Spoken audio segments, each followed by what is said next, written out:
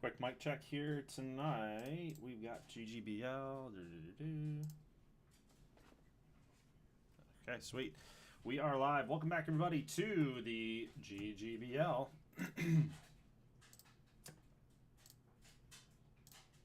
We are live. And we've got Season 10 playoff push ready to go here tonight. Biggest thing here tonight is we've only got 2 games. Only got 2 games to show you. And we did a little test to determine tiebreakers and whatnot, but the only games that we have to show you guys would be the Hammers game and the Pizzazz game. They're playing 2 different opponents, but as you guys see here, the 83 wins, so they are tied with 1 game left to go. The Pizzazz have won 3 straight games. Hammers losers of 1. And really they are fighting for that 3rd and final spot in the AL wildcard. And the playoff, and the tiebreaker I should say, how this is all going to work out is if both teams have 84 wins, or if they have 83 wins, if they both do the same thing on game 162, if they both win or if they both lose, they have the same record, the Hammers will get in no matter what. So essentially, the Pizzazz, they have to win. If they lose, and no matter what happens, if the Hammers win or lose, the Hammers are in. So the Pizzazz cannot lose this next game here against the Revolution. So it is a must-win to get in, but they don't even control their own fate in a sense, because whatever Pittsburgh does, that will also determine what happens to the Pizzazz. So it's kind of like they control their own destiny, but not really. And good thing here for Pittsburgh is that they've been playing well here down the stretch. This is huge actually, they had a 3-game-to-1 series win over New York, which could be the deal breaker there in the season. They also won a series against St. Louis. They did not win the series against Washington, but they swept Vancouver. They cleaned up here against Washington, only had that 1 loss. And then now Minnesota, they've got a split series with the rubber match happening here, Ton Roberts and Jack Riddle. So again, Pittsburgh wins, they're in no matter what. But we're going to start with New York, because again, if they lose, doesn't matter what Pittsburgh does. So they got to get a win. All right, so just setting that up for y'all here tonight as we get into it. Let me know in the comments section or the live chat who you got. Who do you got? Who's your winner of this game right here? New York or Boston? You got Draymond Cope, 15-game winner against Jewel Carver with a losing record. And let me show you just for statistical purposes and lineups and what we got going on here. I kind of like New York in this one. I think that they're going to get it done. Just looking at the roster real quick. You got Bendito leading them off, 21 homers. Scott Dorda, 23 homers. Pineda, 25 homers. Randall James, 34 bombs. It's a very good lineup. Bear Bierbauer, 22 bombs. Nobody over 100 RBIs, though. But, man, 1 through 8, they have a lot of guys that can get a lot of ribbies, which I think kind of lends it, right, that nobody on this team would have over 100 because everybody comes through when people are on base. So it does kind of limit the opportunities here. But, yeah, Zaza's playing well, 281, 17 homers, 66 RBIs, 13 stolen bags. Wanted to highlight him because, of course, Vibes, that's his guy. And Kook, that's your dude. Mel Pineda has been playing well, too. So that's New York. Boston, on the other side, they've got some thump in the middle of the lineup here. Frank Trevino, 15. Garrett Bantle, 10. Jupe Rana, 21 for 318. Raekwon, 316, 18 bombs. Yeah, I mean, they can hit it out of the ballpark, too. I just kind of like New York in this one. But it might be closer than what we think. So, for 100 channel points, take your pick. I'm going to take New York. That's my selection there tonight. So, let's get into it. We will be doing quick counts, and we'll also be doing the Play 3 Sim 3. You know what? Actually, with quick counts, we actually can go a little bit faster. So I'm not gonna do the Play 3 Sim 3, because if this is the only thing we can do tonight, right? New York loses, then that's the stream, and it lasted what, 20 minutes? Like, and I really want to split up the I want to split up the. I'm thrown off by Kooks' comments here. I'm thrown off. Counting down the seconds. Oh my God. I want to split up the playoff streams versus regular season streams. So let's just get into it. So quick counts will be on, and we will not be doing the Play 3 Sim 3. So we'll just go through the whole game, and it'll last us half an hour maybe.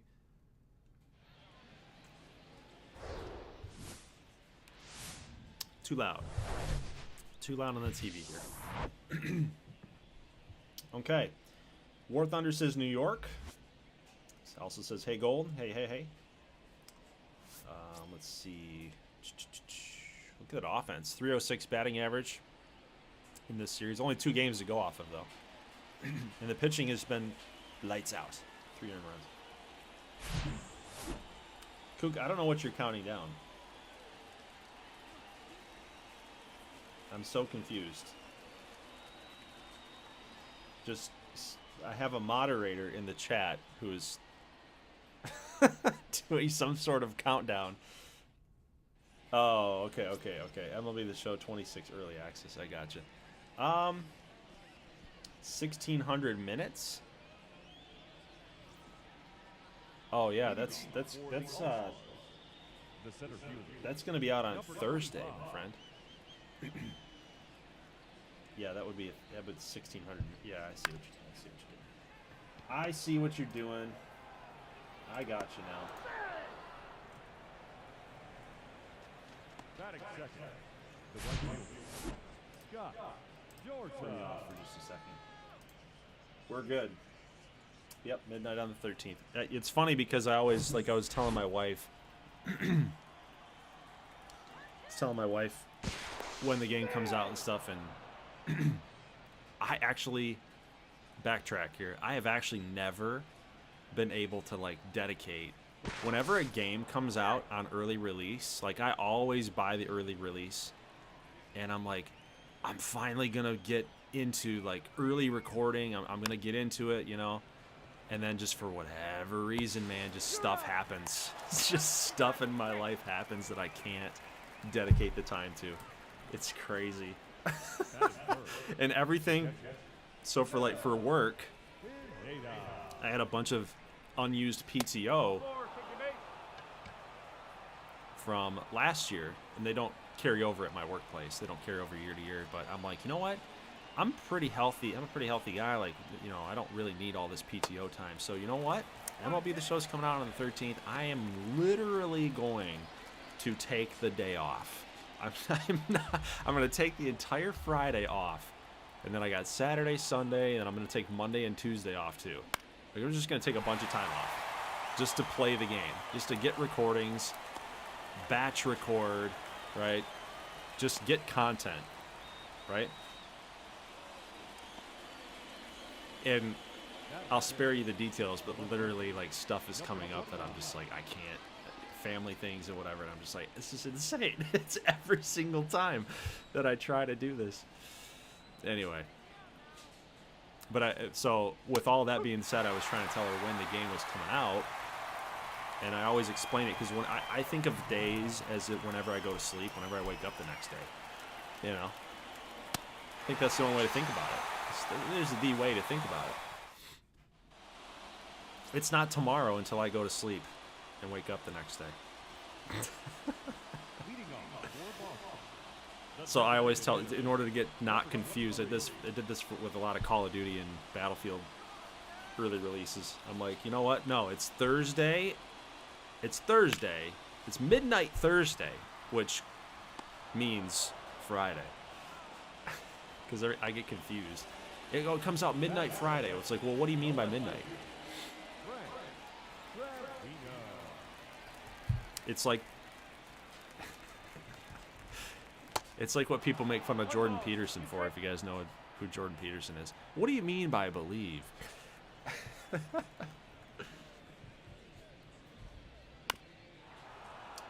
What do you mean by believe?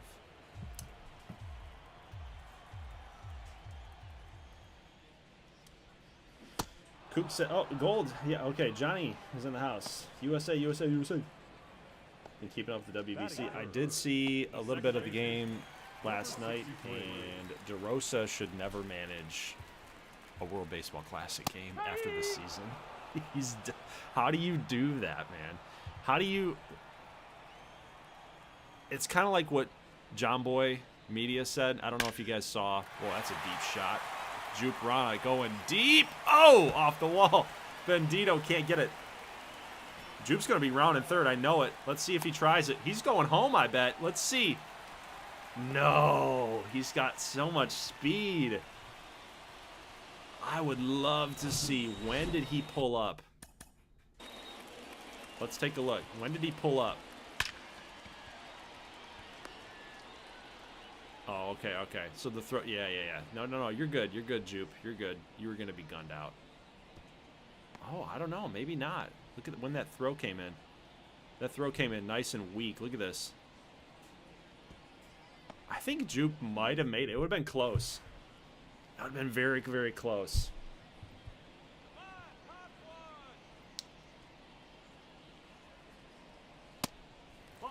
But yeah, so... He should never... dude, I just don't even know. It's like what John Boy said on X or his other socials. It's like, if you care about the WBC, USA, if you care about it, then you need to manage like you care about it. Right? And...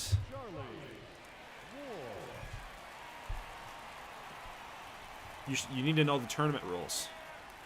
And the fact that you don't know the tournament rules, like, that's a little concerning.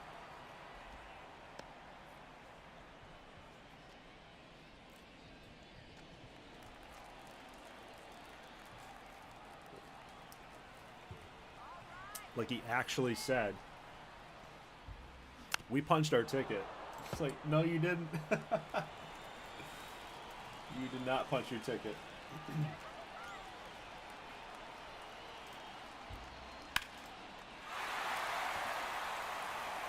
Oh, hey, check this out. Charlie Ward. Uh-oh, Boston. 3-0. Oh, my goodness. 94. High and in. Dang. Draymond Cope. Wow. Draymond, you got to get it together, buddy. Got to get it together. Ooh, Italy's up 7-1.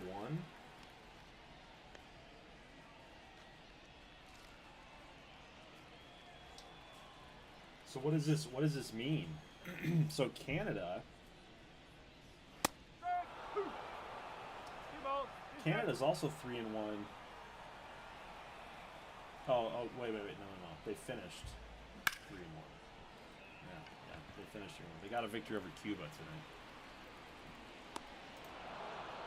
So what does that mean? I mean, if Italy's 4-0, Mexico goes to 2-2, I guess that means the United States is in, right? Because USA would be 3-1, Italy would be 4-0, Mexico would be 2-2. The second baseman, number 38.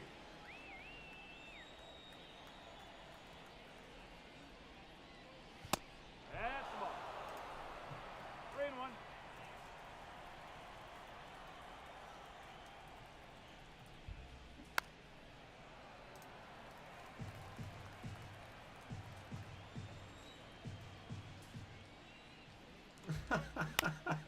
Aaron Judge, quote, "It's out of our control. Now we just need a little luck, and we'll see what happens." If Italy defeats Mexico, then Italy at 4-0 in pool play would be the Pool B winner, and Team USA at 3-1 would be the runner-up.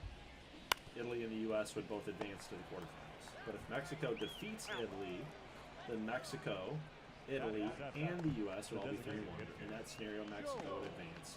But a mathematical tiebreaker would be required to determine whether Italy or the U.S. advances. So, mathematical tiebreaker looks like it's.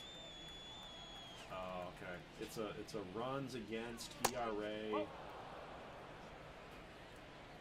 and defensive outs recorded in the games. Okay. Wow. Okay. So I mean, if you're following it, you're trying to. You're rooting for the U.S. Like, Italy needs to just clutch up here and just lock it down.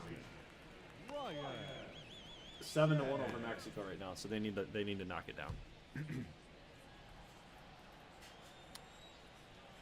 Yeah, at this point it's over.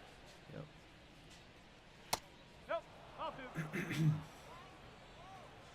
TCG, I saw something saying that if Italy wins U.S. and Italy, yep. Yep, gotcha.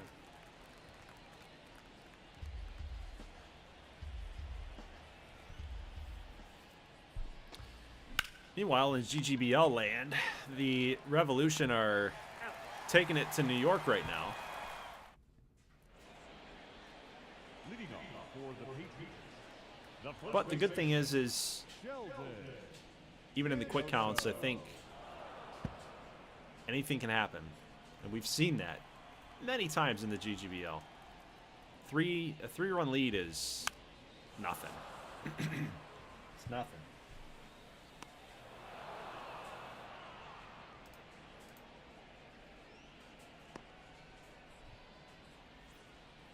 Batting it. The right fielder. Kook, I missed you the last time. War Thunder, I missed you. TCG, I missed you too. Johnny Weeks. We're having a lot of people coming in tonight that I didn't see you guys in the last stream. All-star stuff. Vibes was in here. The third baseman. We had a good time with the home run derby and whatnot. A lot of sim. War Thunder says Boston's going to play spoiler, aren't they? It seems that way. Ooh, good pitch. Good pitch. Good pitch. All right, we'll see if New York can get something going here in the top of the third. 40 pitches for Jewel Carver. I think now's the time you got to go after him. Well, I was asleep. That's fine. That's fine. I meant to go live last night, but we had all those storms happening in the Midwest. We did not get hit as bad as a lot of places. Like, there were so many tornadoes. I was watching a weather channel on YouTube called Max Velocity. I don't know if you guys have heard of this guy, but he's really entertaining. I like watching that dude. And he was kind of covering. He's a meteorologist, but he's more peer. I think he's kind of like our age group. I say our age group. I think he's younger than me by a lot. But he was covering a lot of the severe weather stuff, and I was, a lot of storm chasers were sending in their photos and videos and stuff, and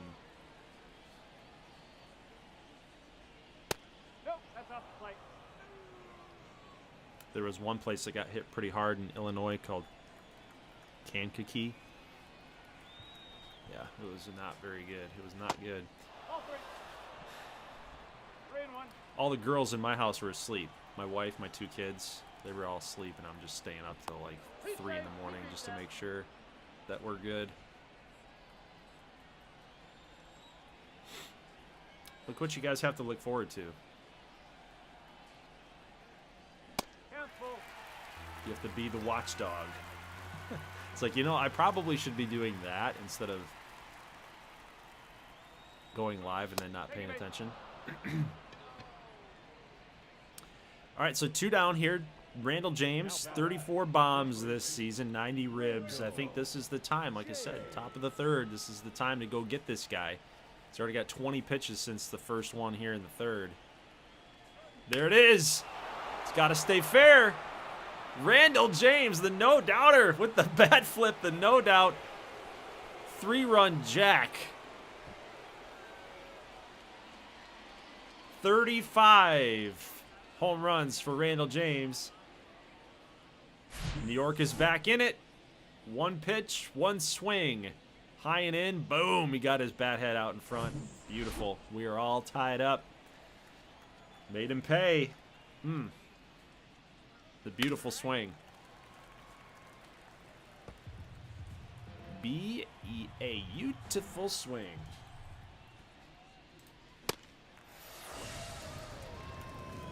All right, Bierbauer strikes out, but the damage has been done. Randall James. See it one more time. Boom, man, dude, that is. That's what the old timers say when they say they put a buggy whip on it. And he whipped it. Number 23.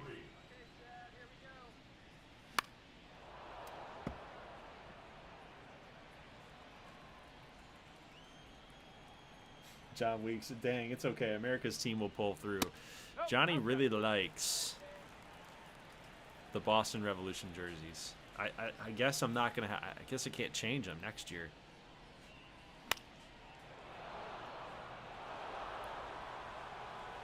A part of me thinks that these should be their road uniforms versus trying to do that blue on blue.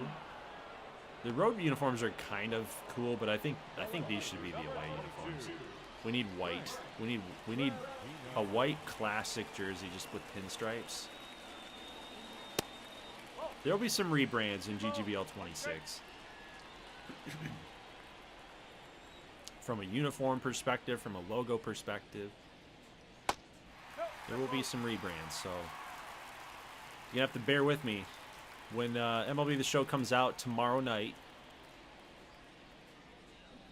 I am going to start getting a lot of that stuff ready.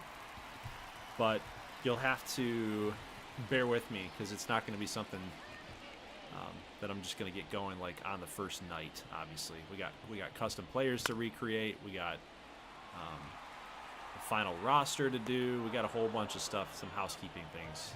Custom stadiums, want to get those knocked out too.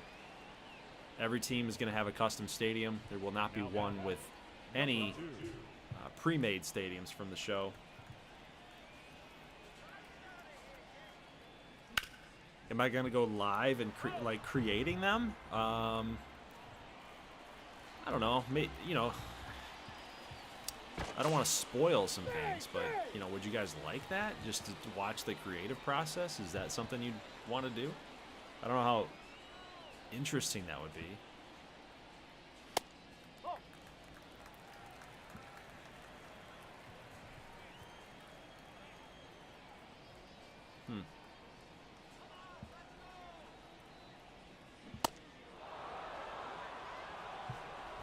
Vibe says you definitely need to be live for the creative process. Okay. I know some people are fine with doing that, like with their own channels and stuff, but I feel like especially within the video game community, I don't know if I want to do it or not. Because you'll be on 26 and people will be really confused, like they'll find your channel for the first ever time. And they might be confused, like, what's this guy doing? This is boring. And then they'll never tune in again. I don't know. It's interesting. Twitch it up. Okay, well, maybe.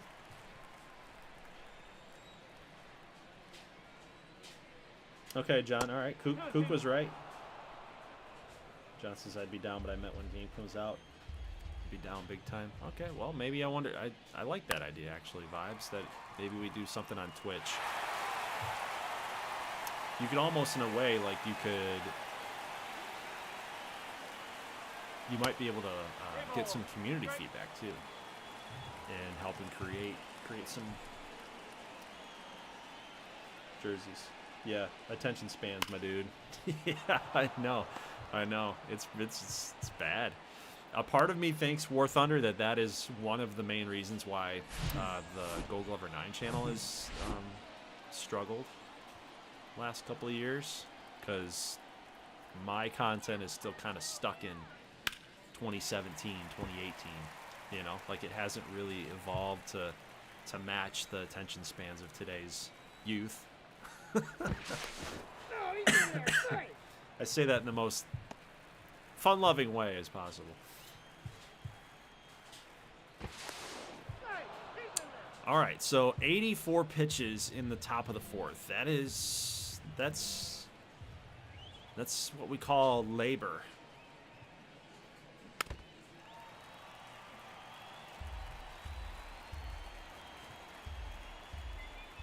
Three-two pitch here to Ryan Shannon, the 8-hole hitter. Got him. He's staring at the bat looking for answers. I don't know, Ryan. You're not going to find any answers in there.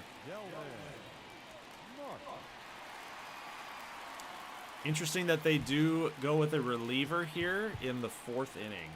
Kind of crazy, honestly. So 3-1 to Dudley McNeil. He takes the fifth pitch for a strike. Full count, runners will be on the move, and a ground ball base hit right past Mantle at third base. And look who's in third. Wow, heads up base running too. All right, so the 9-hole hitter would turn it over. Turn it back up to the top. Good swing, way to stay on it. Oh no, they got it picked off. Oh, is he gonna get in there? Just barely. He just barely got thrown out. Wow. Dude, Marsh threw it back to Minoso at first, and he threw him off the bag. I thought he was going to get there.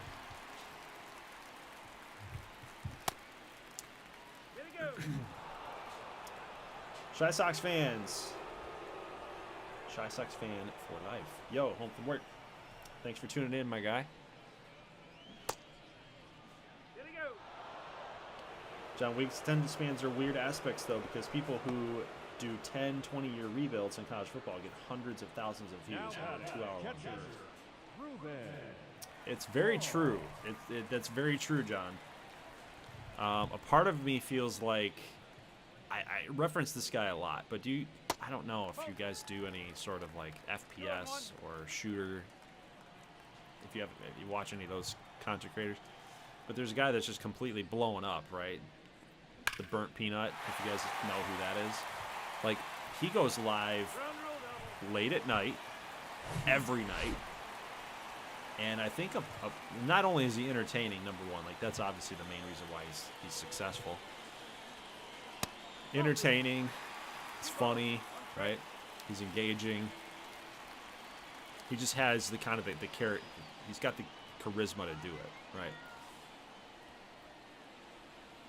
But he goes live so late at night. I'm halfway wondering, like, a lot of the viewers' watch time is pushing these videos out because he gets so much watch time because people are watching it as they go to sleep. Because that's what I do. I listen to it while I'm going to sleep, and I'll wake up the next morning and my phone's not charged. So how long was I watching? Probably a couple hours. But I wasn't really like truly watching, So there's something to that. There's something to that. And yep, good point, Kook. Yep, when you go late at night, you're doing it when there's less competition. Yep, that is true.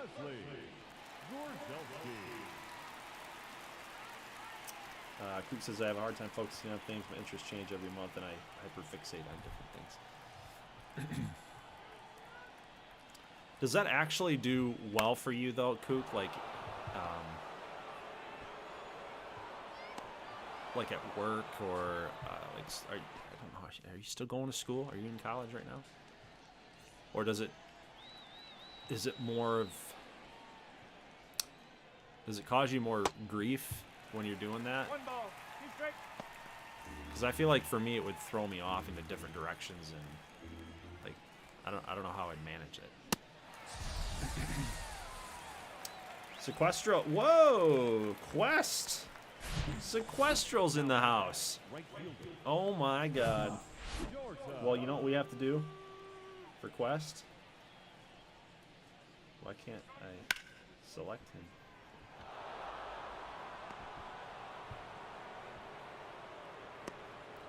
Dorta's got a base knock.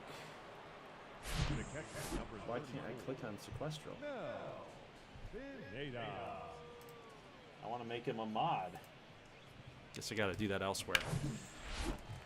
All right, so 1 down here. Marsh against Pineda. Do you think Pineda's going to hit a home run, guys? Yeah, maybe not. That could be a base hit. No, Gorzelski's there.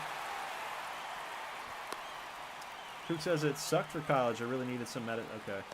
I was too scared to get some. So I got too good. Yeah, okay. All right. Ugh, man. Well, I feel for you because I feel like, I mean, obviously I'm not like, you know, medically diagnosed or anything like that, but I feel like I do have a little bit of it, a hint of it. Now batting, number 29. Procrastination is probably my biggest issue. It's really weird because if there's things like this, like GGBL or like YouTube or things that I fixate on, like the driving force behind why I'm even doing it is I want to be good at it, you know, and I want to have success at it. That's what kind of drives me. Figuring things out, tinkering and figuring things out and finally understanding it and getting it and becoming good at it. But if there's things like I am not interested in, dude, it's like pulling teeth. Like, if I'm forced to do it, I won't do it. I won't do it. I will procrastinate to the nth degree. And if there's things that I don't want to do. When I work, though, it's max focus at all times. Yeah, probably because you're interested in it, right? Whatever you're doing. Maybe. Could be wrong. John Weeks, yo, I was rewatching the Big 12, and you can see when Sequester goes online.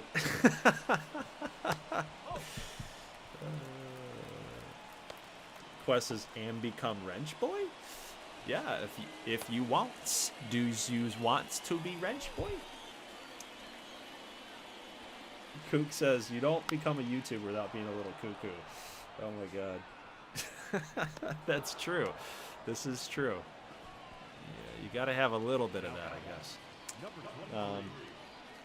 It's max focus because I'm getting paid. Yep, when money's on the line, you got to pay attention. Yep, that's true. That is true. I will say, though, that there's just some things at work at my job that I don't want to do. And it's so mind-numbing that I don't want to do it. So there's times that, you know,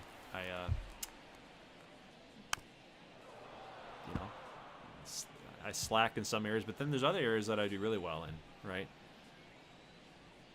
Because I'm interested in it. More of like the menial tasks, the regular tasks. I think that's true for everybody. That was a pretty nasty pitch, I will say. I agree with you, Kook. That was pretty gross. Curveball right on the corner. Holy, painted the corners, says John Weeks. Yeah, that was nasty.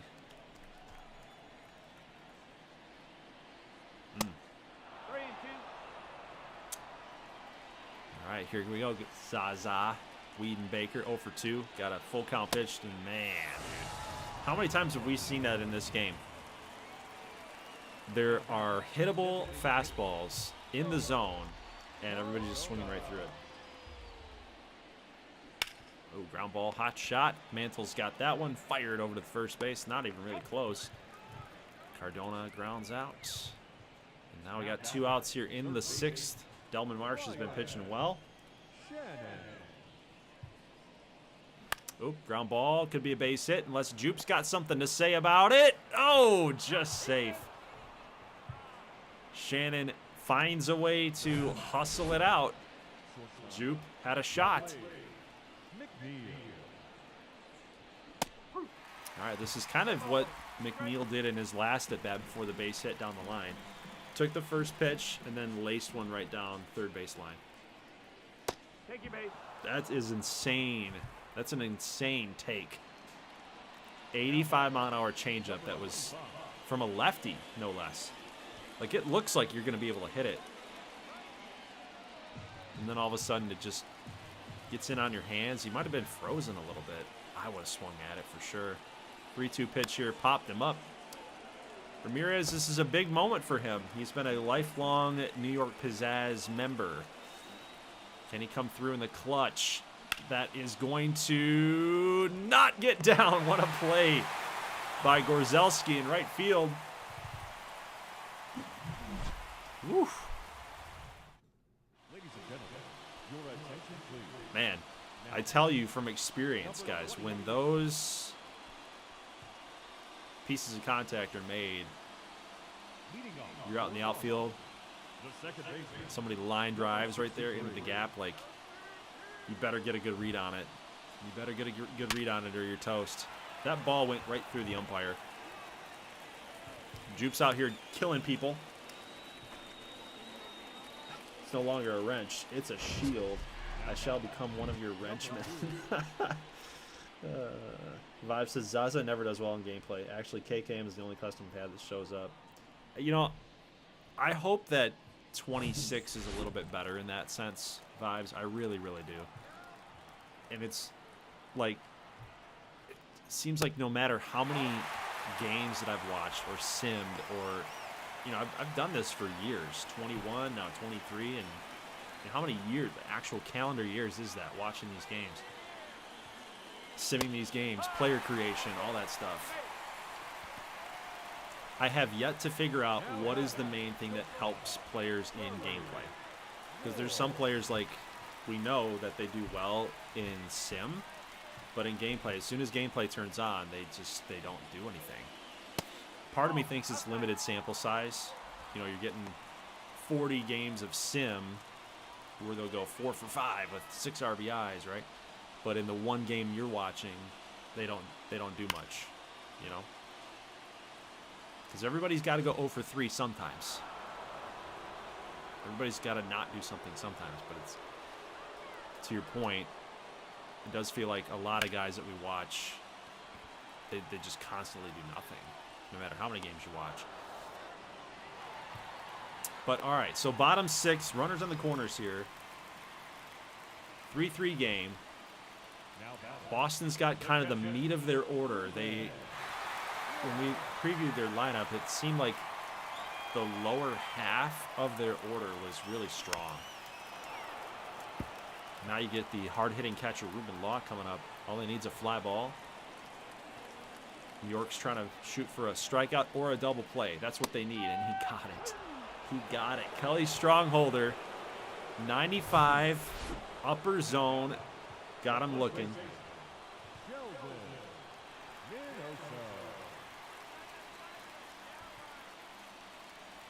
Got the corner again. Some little pop up there. Minoso is 181 with runners in scoring position this season. 1-2. Sweeper is going to miss. We want to miss here. You got to go get him now. Can't miss with this pitch. Got him again. Wow. 2 straight strikeouts for Strongholder. He works out of the jam. Boston is shut down, and they're going to turn to Manny Escalona with a 4.97 ERA and a good batting average for opposing hitters from the right-handed side. So Dorda, James, Pineda, he's got to go up against all these guys. I don't know what the manager here for Boston's thinking. TCG, have we seen a Washington? No, we have not. Nope. We did opening day. We did a lot of sim. Oh, that's a deep shot. Oh, my goodness. Is that one going to get up? It is. Going to get up and gone. Scott Dorda, 24th homer. New York gets a clutch run, a run that they absolutely needed. And way to go, Oppo Taco. I don't know, man. If I know that my pitcher, like Escalona, he's got some bad splits against righties, and you've got a whole bunch of righties coming up, that's probably not my choice. It's probably not my choice. But New York taking lead here late in the game. 4-3. Oh, another deep drive. Look at this. Is Pineda going to get one too? Oh, look at him. He says, put it right there. Put it right there. Yeah. Ground ball. Jupe's got that one. Easy does it. Throw it first. Got him. Just one step. One step away. from beating it out. But yeah, so TCG, we did not do any Washington games. We just did opening day, did a lot of sim. We got all the way up until the All-Star game, the Home Run Derby, and then the game. Sim July, simmed August, did some standings updates. That baby is gone. Yet again, Randall James, another homer. Oh, man. 36. He's got 35 and 36 here tonight. Again, there's something to that. There's something to that. 300 batting average against right-handers. And now Boston chooses to go with another arm. Ouch. Cook says, who put the USA manager in the game for Boston? Who put Mark DeRosa in the game? That's hilarious. 2-2. I think Washington's in the playoffs, though, right? Maybe not. I don't think they are, actually. No, I don't think they are. Because you got Pittsburgh, you got New York duking it out, and then you've got Michigan, right?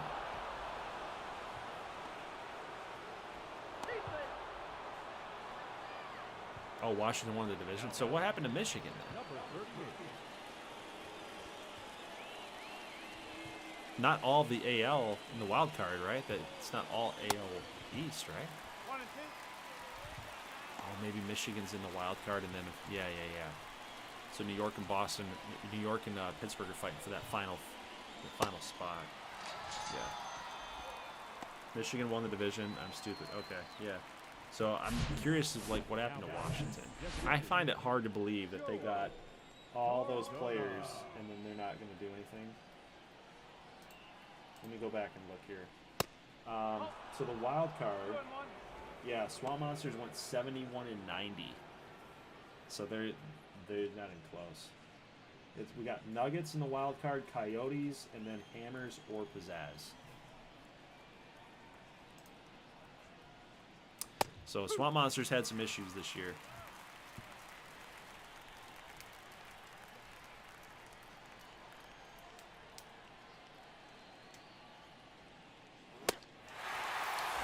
By the way, keep in mind, guys, that for your custom players, again, for Season 8 players, if you had a guy, you're automatically getting in as one of those players in the base roster.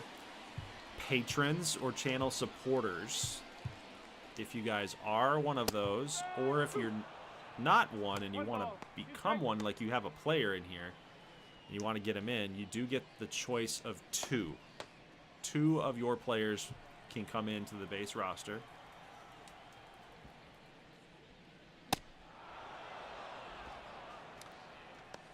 And if you have channel points, like you're not a patron or channel supporter, you can submit channel points to get one player in. How about this shot? Garrett Mantle. That's a ground rule double. 34 doubles on the season. Rico.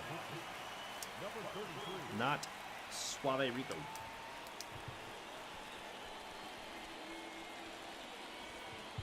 So just to repeat, so if you are a channel supporter on the Goldglover 9 channel or a patron, you're a paying subscriber, you get a choice of two of your players to come on over from 23 to 26. If you're not a supporter, you can use channel points to get your player in, one player. If you'd like to become a patron or a channel member, you can do that.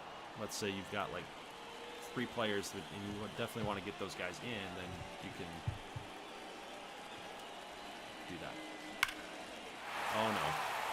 Oh no! New York! Frank Trevino goes opposite field, number 16.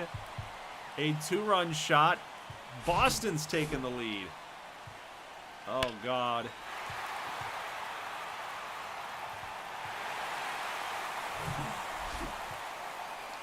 Oh, man. This one's been tight.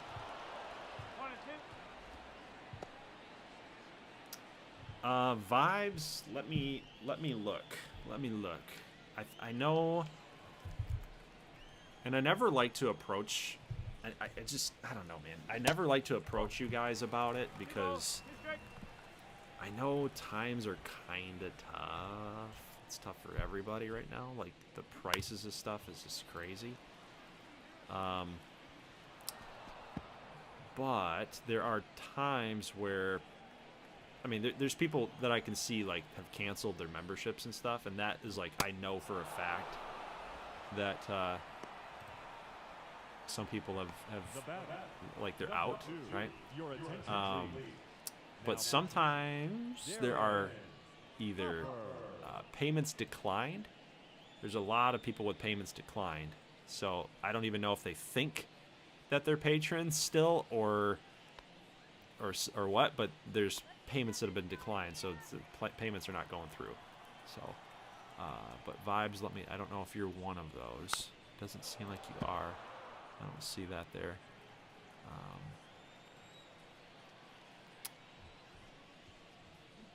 Let's see, let's do active. Nope, I don't have you on there. Nope, I don't have you on there right now.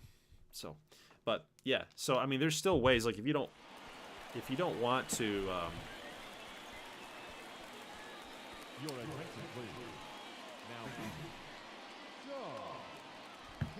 if that's not a route that you want to go, like obviously with being a patron, there's other perks. Obviously, every year you get a player, that type of thing. But so it definitely helps over the course of the league. It would help if you wanted more players to get in and stuff. But you know, I am still giving you guys technically a free option to do it. Right? It's through channel points.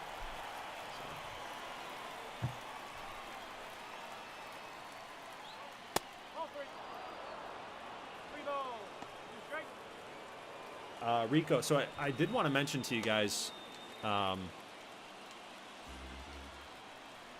collaboration of sorts. A lot of you guys are inside the Discord. I think everybody is actually here in the live chat. I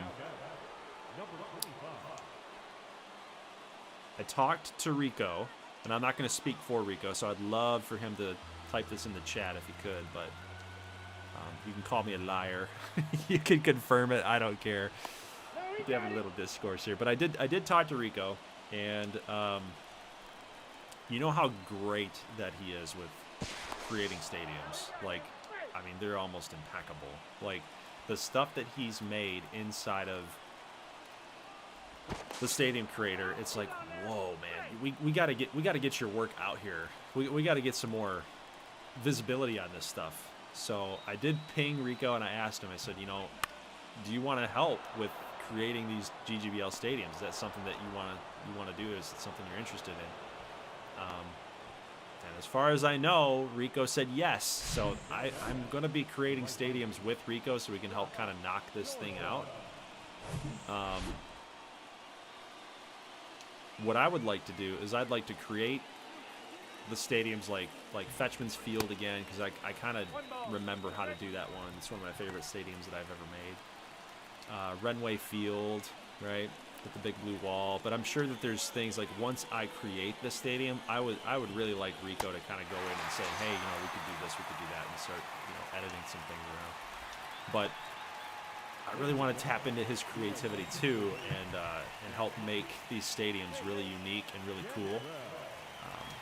I feel like some teams were lacking some of that creativity, and I want this community to own those stadiums versus just finding stadiums from other community people in the show community and taking their creation, which is pretty much what I did. So, Your attention, please. not all, but most. Number 12, Louis Goldglover. Rico says, I think I can get some help. I know some guys that create stadiums. Okay, cool. I mean, yeah, I mean,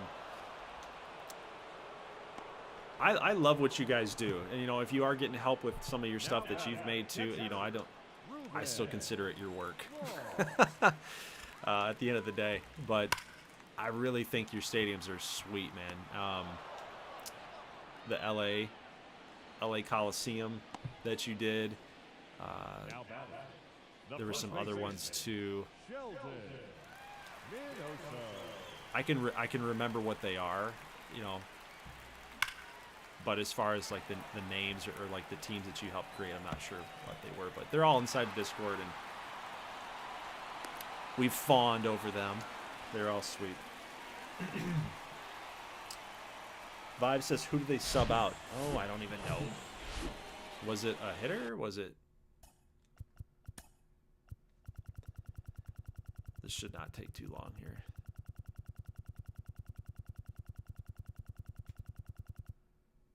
Garlobo substituted for McNeil.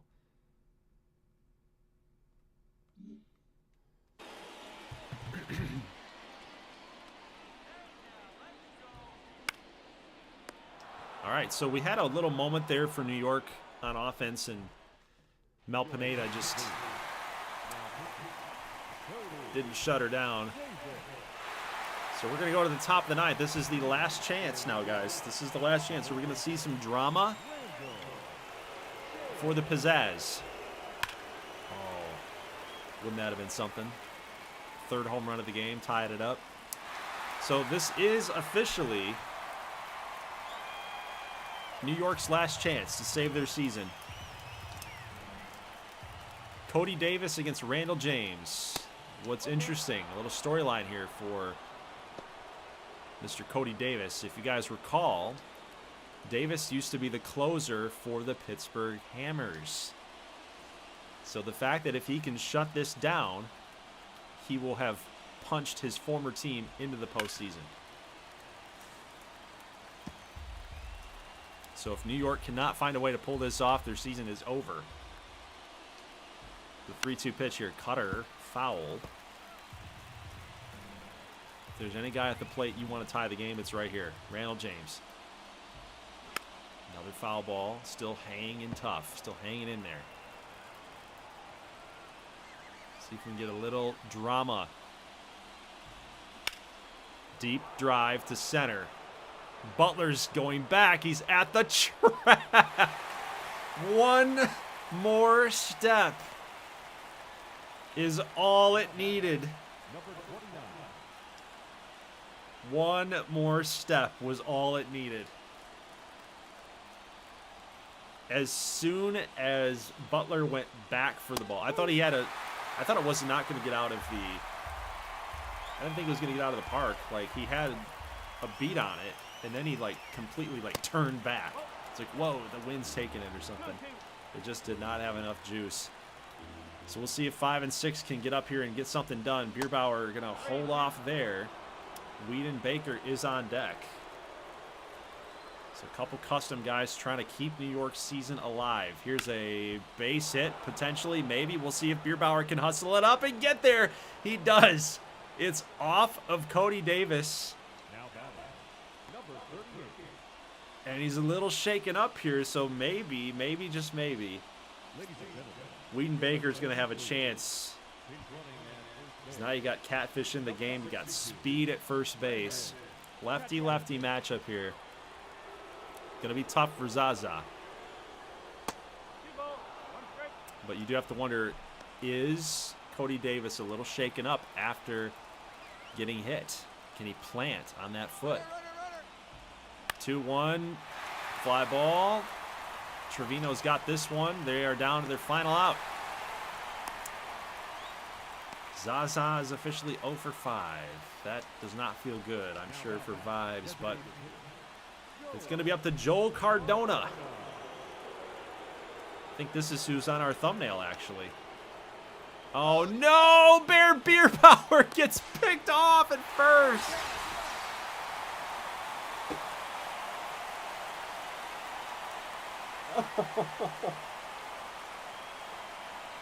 Oh, no. Oh, no.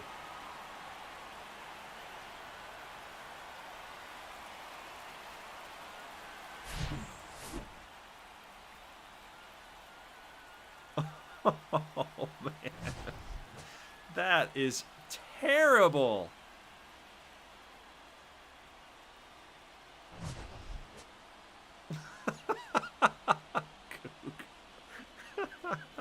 I might have to resign my fan membership of the GGBL. Oh my gosh, dude, I cannot believe that. I cannot believe that. They left 5 men on base.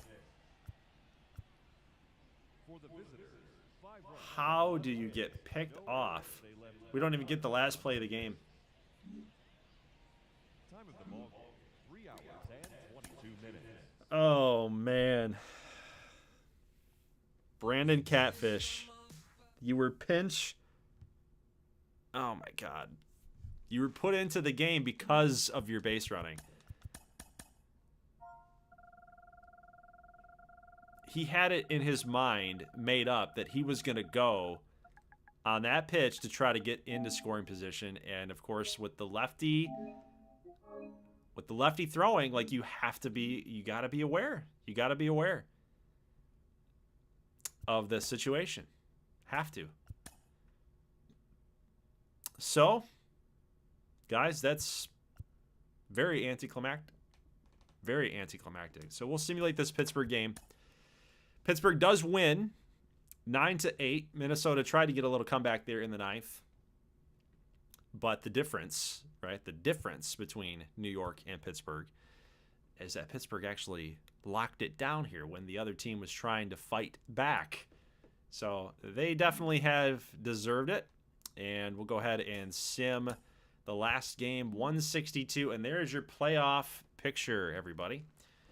Honestly, pretty cool matchups right here that I'm already seeing. Again, you got Michigan and Phoenix as your 1-2 seeds yet again for maybe like the 3rd season in a row. But really surprising is we have Colorado into the postseason. I did not expect that at all. At all. I didn't see them coming out of the West in any shape or form. But we do have Vegas, Colorado, and Phoenix. 3 teams out of the 6. 3 teams out of 6. Half of the field is from the West, with Iowa in the Central and Pittsburgh in the East. And then on the NL side, you've got Orlando, Richmond. That's always a fun one. 2 teams that don't really like each other too much, so NL East opponents there. You've got Atlanta as the number 1 seed. Vancouver, number 2.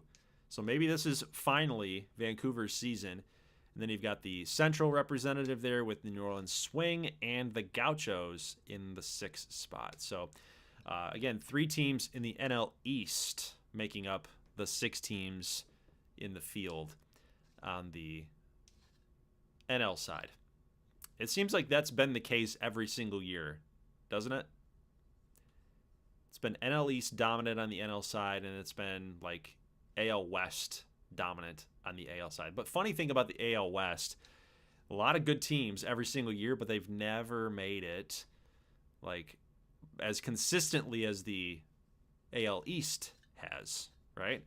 The Swamp Monsters being the one team that keeps popping up in that AL side.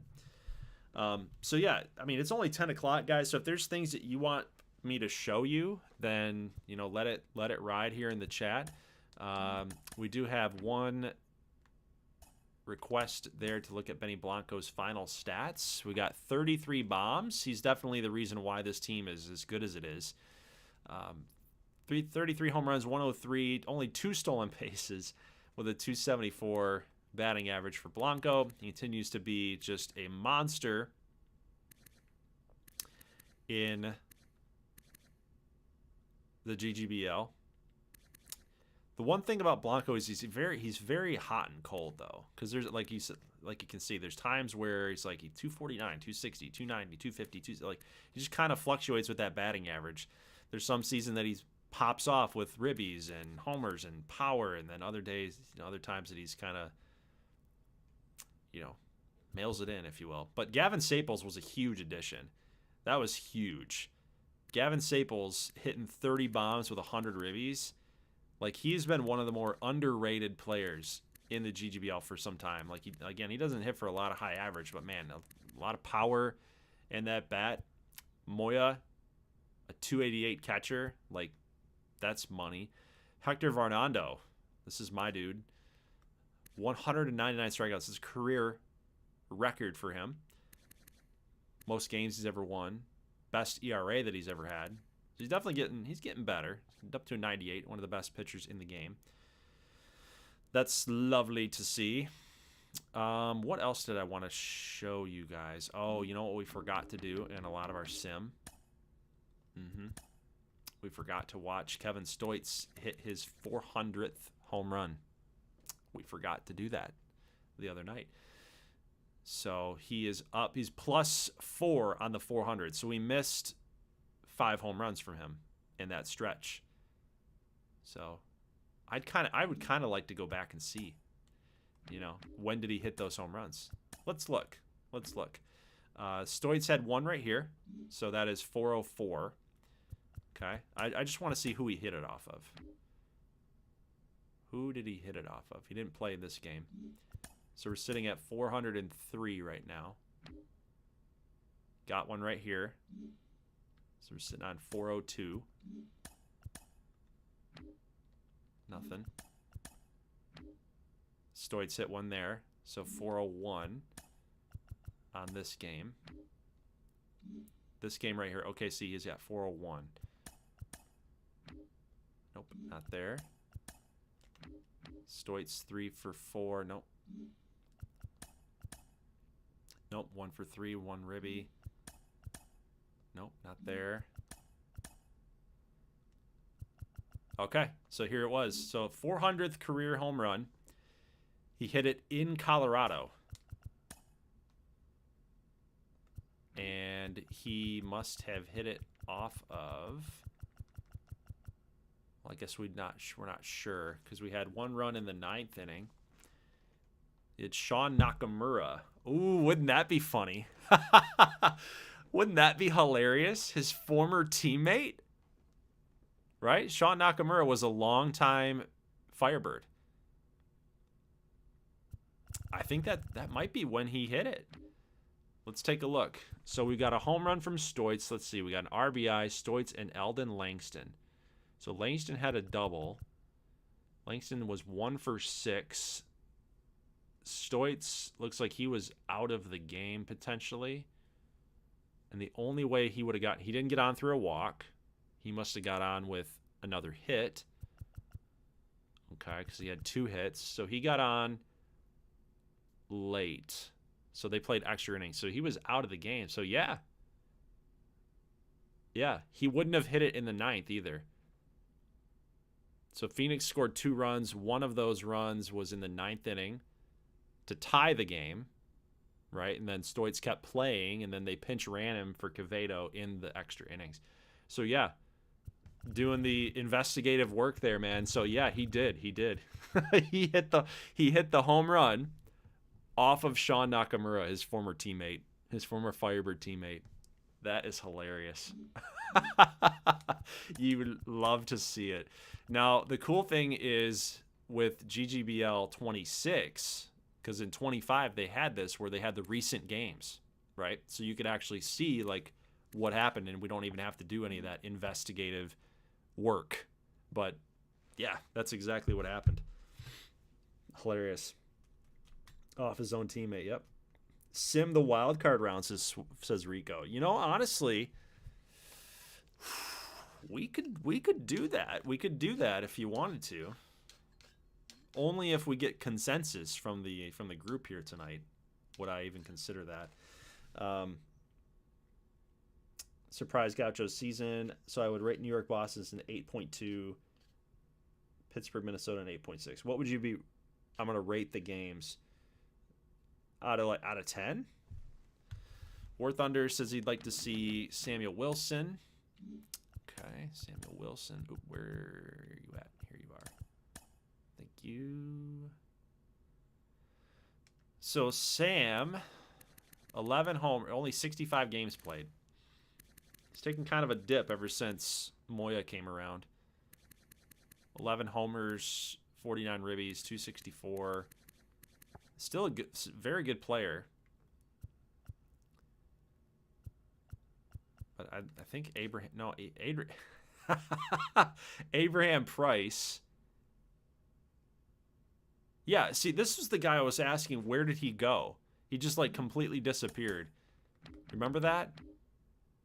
Like, Escobar played a ton at first base. And then Price just, like, completely went missing. I don't even know where he went. It was so strange. Anyway, Iowa Cowboys says, do it.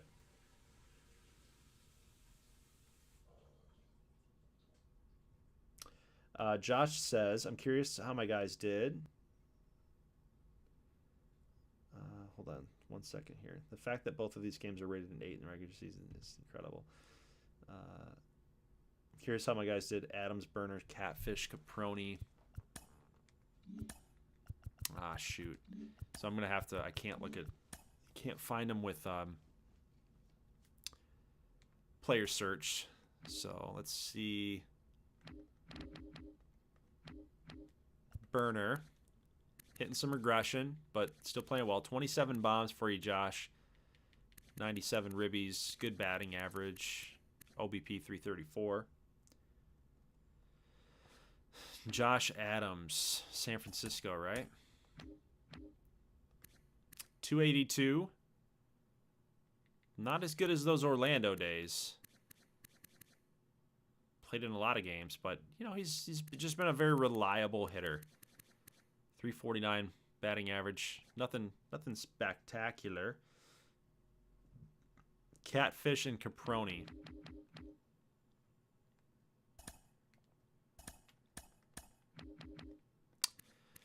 Caproni had an incredible year.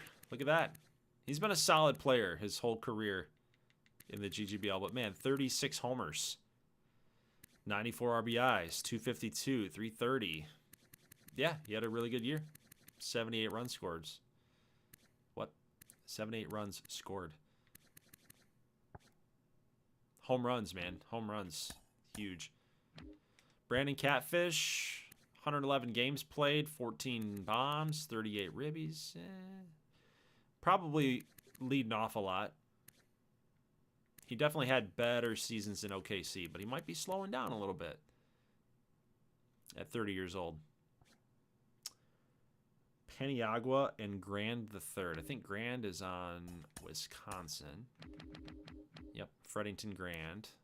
19 bombs, 222. Man, he's fallen off. He started really figuring it out right here. And then he just, like, said, yeah, man, I'm a power hitter. He hit 24 and 16. He's like, I'm a power hitter. He goes for 19 homers, but batting average really went down the tubes. 274 OBP. Ugh.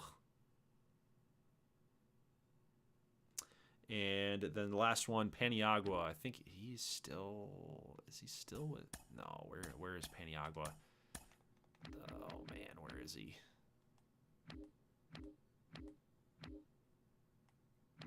Do you remember where he is?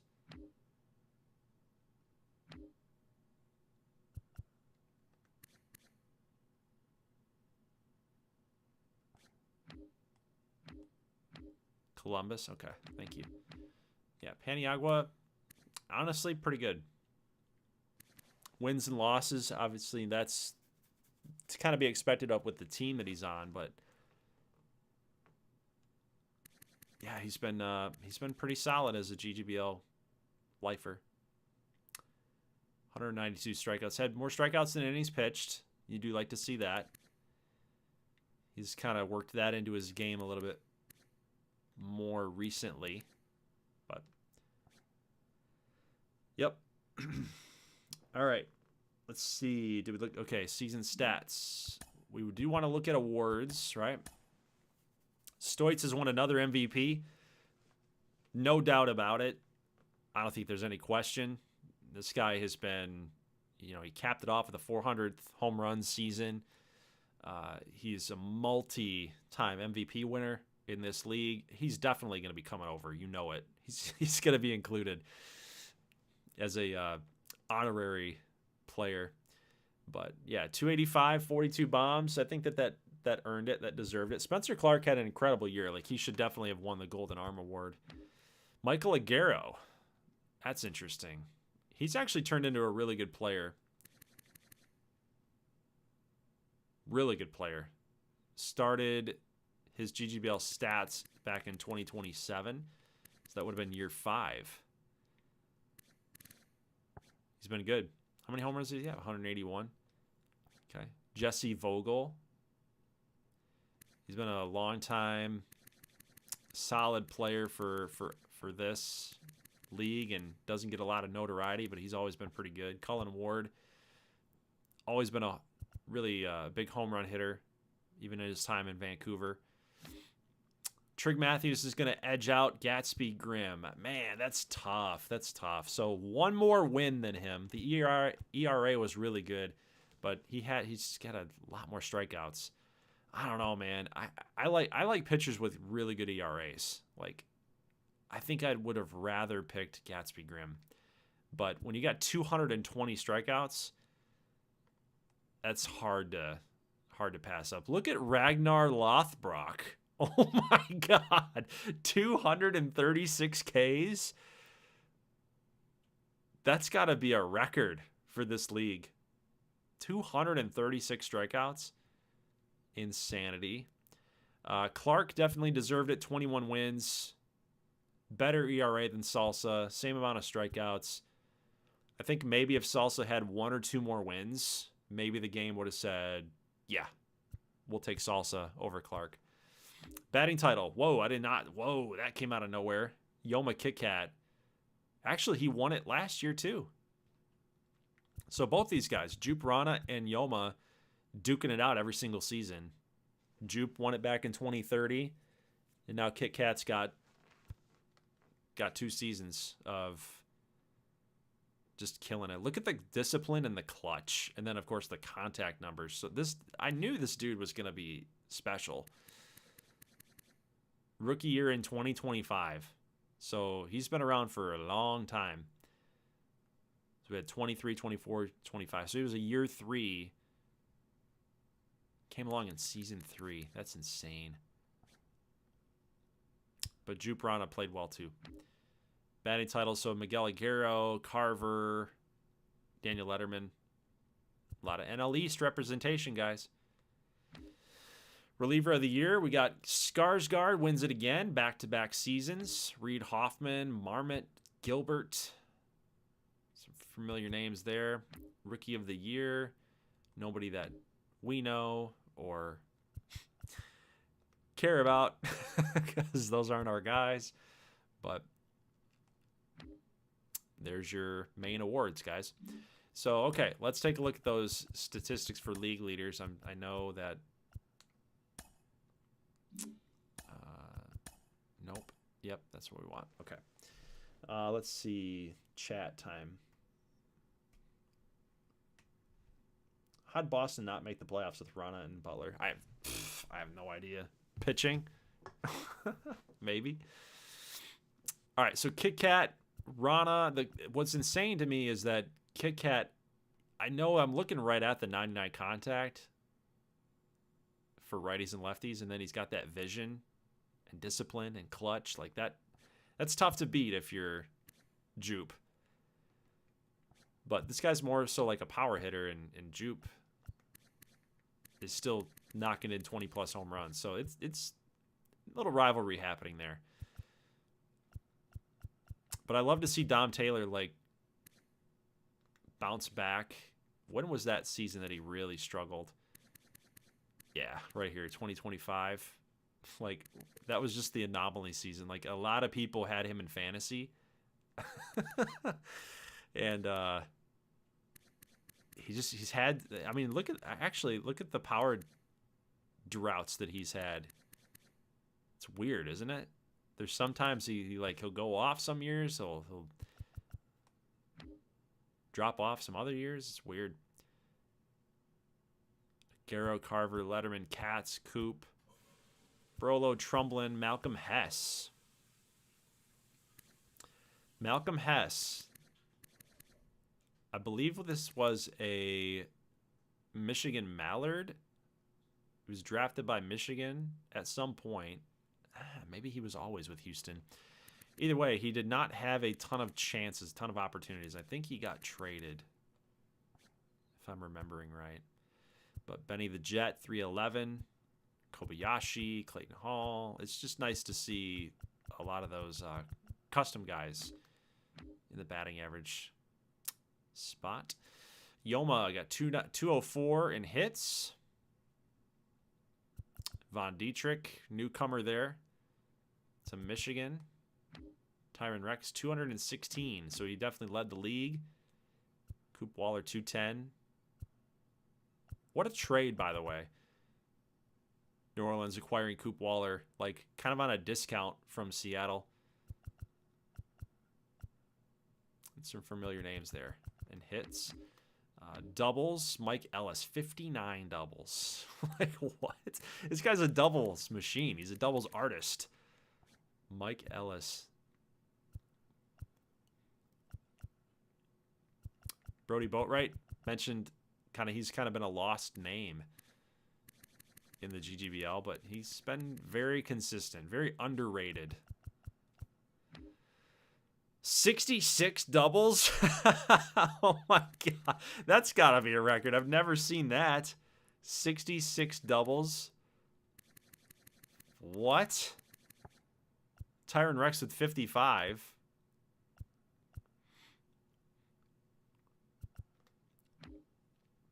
$12 triples for Ferrari. We got Taj Mahal. Look at all the Sun Sox. Keelan Okoye. 20 stolen bags. Remember, he was acquired from St. Louis a long time ago. Didn't get a lot of playing time. Found his mojo there with Carolina. Has never really looked back, so it's cool to see that. Seavers, 11 triples. Urker. Karev. Oh, Javier Quijada. 7. Home runs, 46 for Oliver. Stoitz, 42. KKM, 41. Caproni, James, Mazza. Mario Mazza. He's just been so solid. He is 60 home runs away. And he's only 31 years old. He could keep going, guys. He might be one of those players that we look back on and be like, man, he was one of the greats. I mean, the guy has hit 340 home runs since we started this. That's pretty legendary. That is pretty legendary. What's Neptune St. Clair doing these days? 286. He's been one of the more solid players, too. 286 home runs. Look at how many 30-plus home run seasons that he's had. First 3 years of his career, and then ever since, 36, 35, 37, 30, 35-plus you can expect from him every single season. Justy Jeffrey. Okay, so he's starting to progress nicely here. All right, spent his time out in Iowa, 4 seasons. Wants a championship. He did all he could to help him out. 373 OBP. He did all that he could. What's Aiden Oliver at? 350 home runs at 32 years old. I think the next couple seasons, Aiden Oliver is going to be one of those players too. He's going to be one of the legends. He's definitely going to get to 400 for sure. Simulate season 11, 12. That's definitely 50 home runs right there. He should get into the 400 club, definitely. Moving out to the NL side, you got Cullen Ward at 331.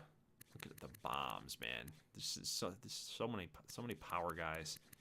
in this league. He could get up to he's going to get up to 1,000 ribbies after next year. Speaking of that, yeah, so is Oliver. He's going to go up over 1,000 ribbies. Stoitz, I feel like, yeah, he's already over that. Look at Kevin Stoitz. This is why he's just an automatic guy coming over. Every year, guys, 130. He's a monster. An absolute monster. It's crazy.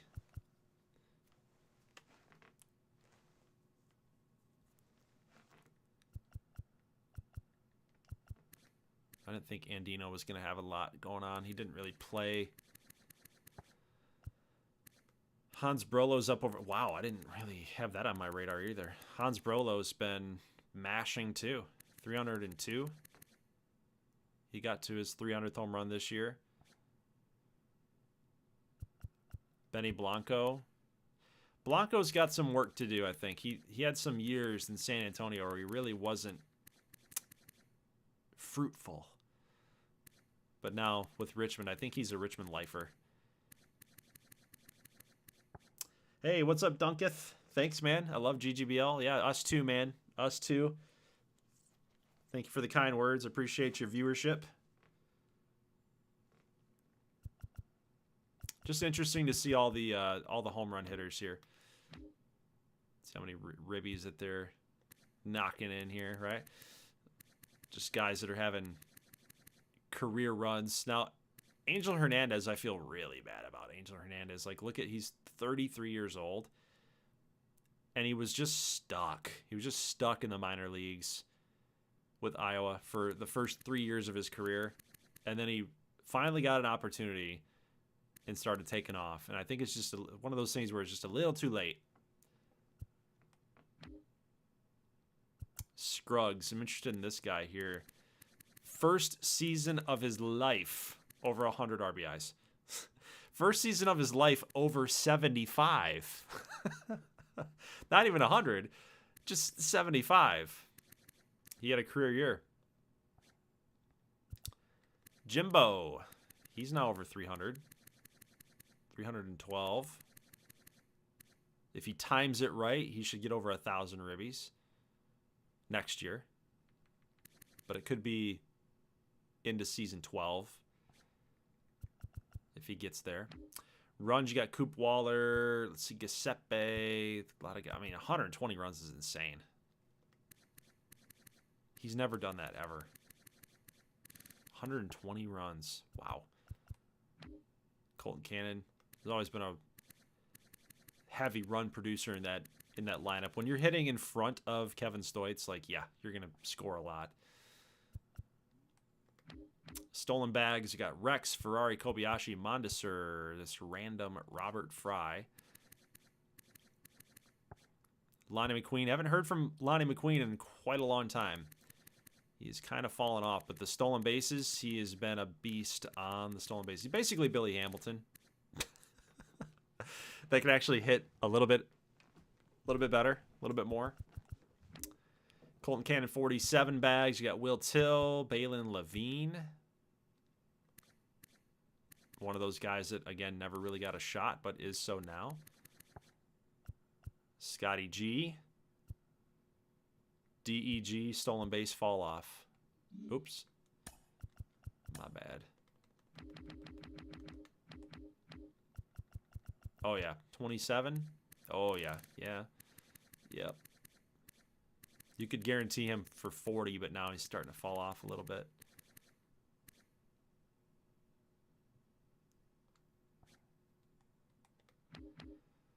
Okay, well, for pitchers,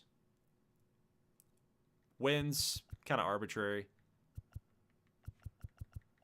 Don't know who Ronan Sutter is. He went 17 and 10. Wow. Who is Ronan Sutter?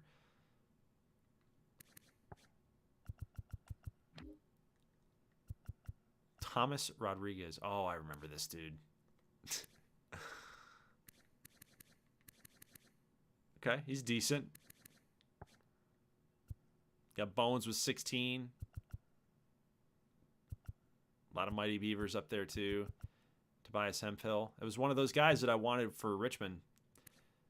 14-7. It's been a pretty solid pitcher now. He's got a chance too. Let's see. Saves. We already kind of know that. Little quick screenshots for you guys if you'd like them. But ERA leaders. So again, like, because this is such an offensive league, like, these ERAs in real life would be pretty good. Not sparkling, but they'd be pretty good. And to be like a league leader, like a top 10 league leader in ERA at a 3.48, like, it's a little high. It's a little inflated. So the fact that Spencer Clark's got a 2.85, you know, do the math. It's almost like in MLB terms, it's almost like a 1.5. That's how almost untouchable that he was. Same thing with Gatsby Grimm, 2.6.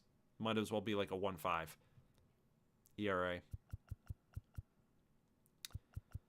Like your top 10 and you got a 3.5. That just shows you how good the offenses are, right? It's tough to pitch. It's tough to pitch in this league. Home runs allowed. Brad Battle, 32. But who keeps it in the ballpark? Kenji Shinoda does. Varnando. Juwan Rutkin. Cody Finney keeps it in the ballpark. We didn't see that on opening day, though. Clark. Bill Merrifield. Bill. 20 homers. Nakamura gave up 20. He's tied for third, but wishes he had one back at least from his teammate. Stoids. Shutouts. Ihei Jirika. He had 5. That's a lot of shutouts, man. Ihei Jirika, 252 strikeouts last year. Couldn't man, I'm struggling here. I'm tired, guys. Replicate it. Repeat it.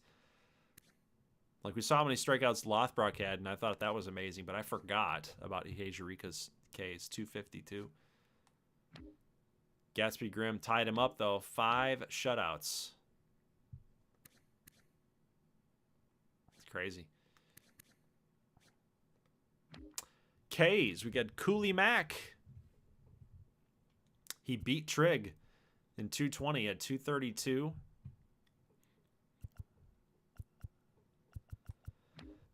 And Lothbrok 236. So Mack was only 4 behind him.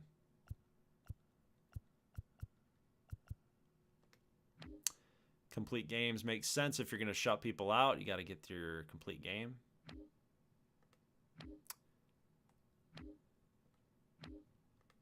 Okay. All right, guys. So what's the consensus here? Do we want to sim the wild card round? Just to kind of make up for some lost time, or I'm kind of indifferent, honestly. Like, I feel like if we simmed the wild card round, that's going to help us with. Yeah, I feel like we should. I feel like we should do it. Because then we can turn our attention to the DS.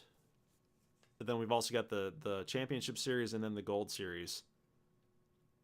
We've got a lot of playoff stuff to get done. And plus, I want to sim Season 11, 12, 13, 14. Yeah.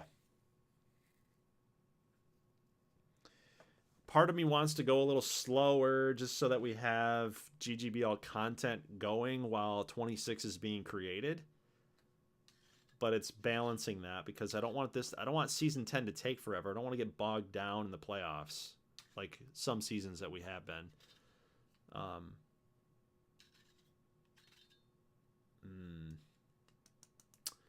I'm weighing it. I just don't think there's really anything to,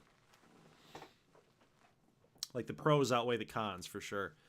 So, yeah, let's go ahead and simulate the wildcard rounds for channel points. Vibes remind me there. So thank you very much. We will do this for channel points. Put it in the live chat, guys, who you think is going to win each matchup in the wild card. So, not the divisional series, but the wild card matchup. So, Vegas, Colorado, who's winning that one?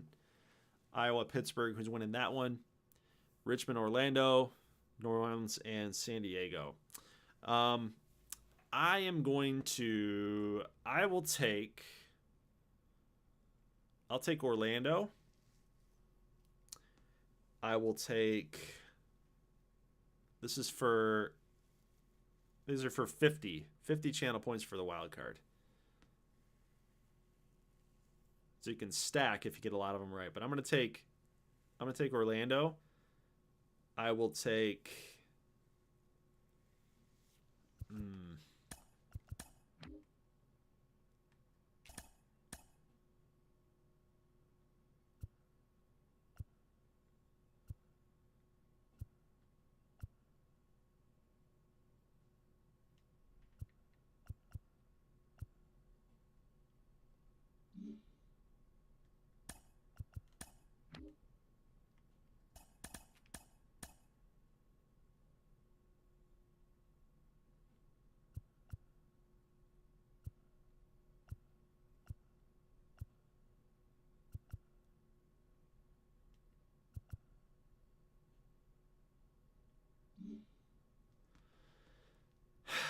kind of want to take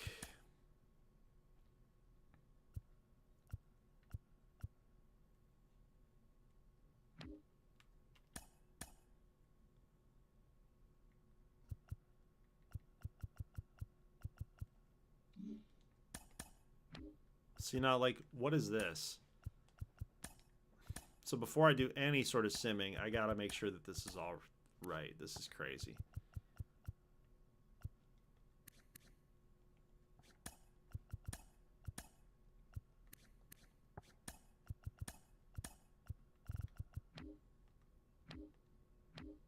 Give me one moment, guys.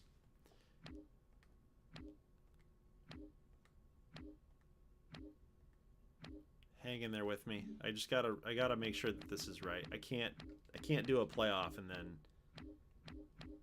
have this stuff be wrong.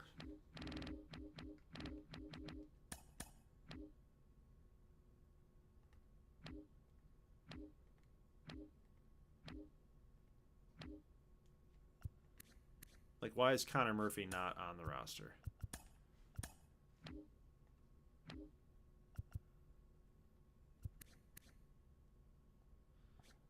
Gerald Montez, 85 overall player, that's not playing. I'd love to keep him there, but I think most of his overall is there because of the defense.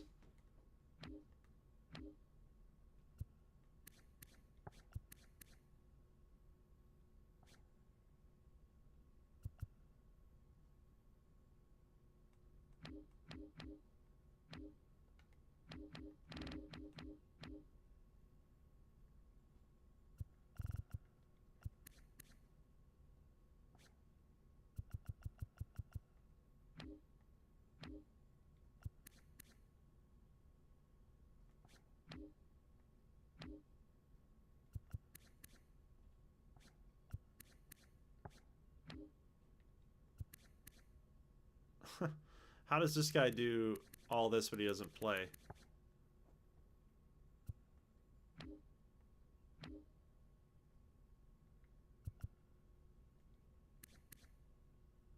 He's got to be better than Denzel Good, don't you think?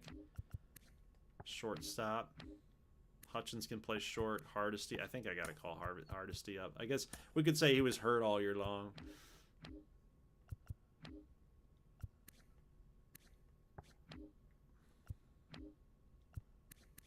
Yeah, that makes sense to me. That makes sense to me. Michigan I don't have to worry about. Phoenix I don't have to worry about yet. Let's see. We did Iowa. No, we did Pittsburgh. We need to do Iowa.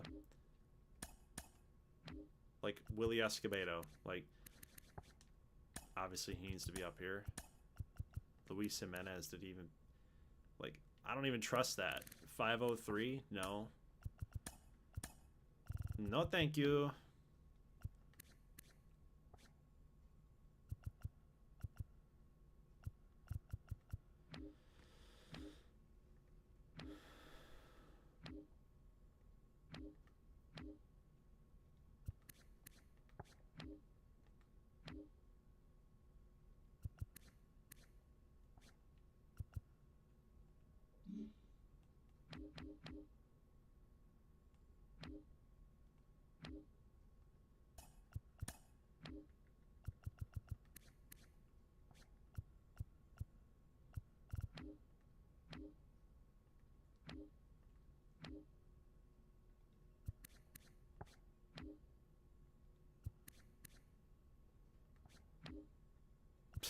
Brody Bush down in AAA in the playoffs. You know, I only had a 373 OBP for you and 20 home runs. Oh my God. Sly-Fi Kelly, 88 overall player, played 8 games. But I guess they are kind of loaded everywhere. They're kind of loaded everywhere. Dwayne Franks. As good as he is, guys, I guess Terrence Fletcher could be the guy that gets called down. Like, we don't need him. Yeah. Okay. Good luck. You'll figure it out.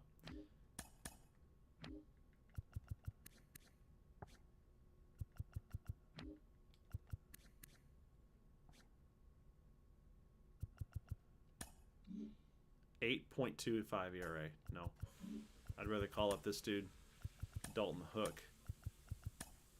Is he not on the... Oh, okay. Yep. Can't do it. Shooters. What about Buckwheat?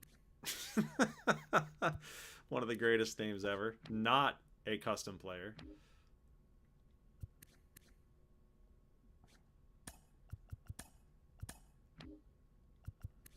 Roy Fuentes was a September call-up by the looks of it.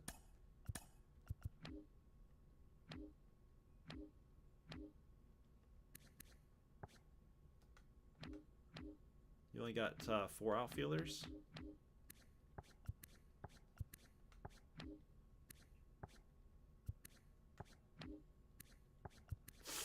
Only got 4 outfielders, guys. Guess that's okay for Colorado. Okay, who are we missing here? We got Orlando, Sandy. No, right. Orlando.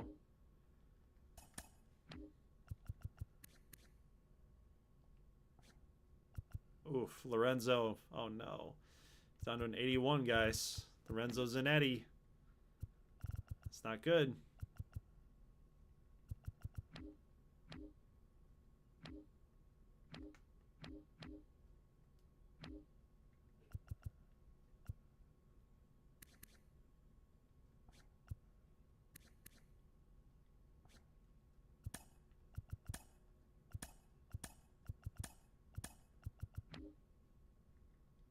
Domingo Mejia. Wow, what a fall from grace that was. They'd prefer Angel Montanez. Yeah, and then that makes sense for Staples. Max speed. Okay, that's crazy that this organization made the playoffs. I don't know. I just I don't get that at all. That doesn't make a lot of sense to me. That one's going to be one that I think about for a little while. How in the world did the Richmond Good Boys make the playoffs in season 10? Mikey Porter. Found one. 22 homers. Not good enough to be on the playoff roster.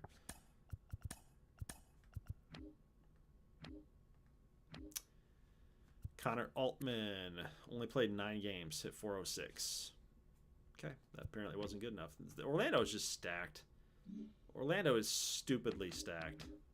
I feel like I did this with... Yeah. Okay. Okay. So, my picks. Sorry about that, guys. I had to get that done. Thanks for hanging in there with me. So, my picks. I'm going to go with Orlando. I'm going to go with...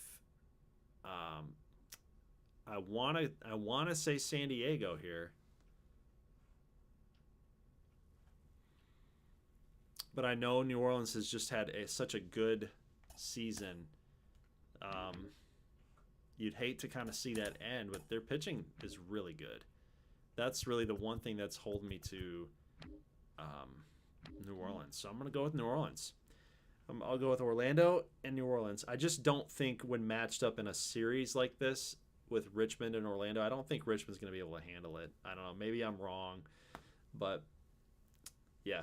Orlando, New Orleans for wild card. And then on the other side, I will go with Vegas over Colorado. I just don't feel like I can trust Colorado in that one. I feel like Vegas is the better team. Clearly. Like, it's just weird how Colorado had such a great year. Richmond had a great year. You don't really know why they're in it. And then you got Iowa and Pittsburgh. I'm going to go with Pittsburgh here because, again, like with Iowa, I don't know how that they made it either. got Haas, Jacob Walt, Hernandez, Escobar. Like, I guess they come through with runners in scoring position, man. Because how many like Clark Sheely, my boy. He's one of my custom guys, right? I let him marinate down in the minor leagues. He's still trying to seek for the 100 RBI season, but yeah, he's a pretty nice player. But yeah, they're just kind of that ragtag group of guys.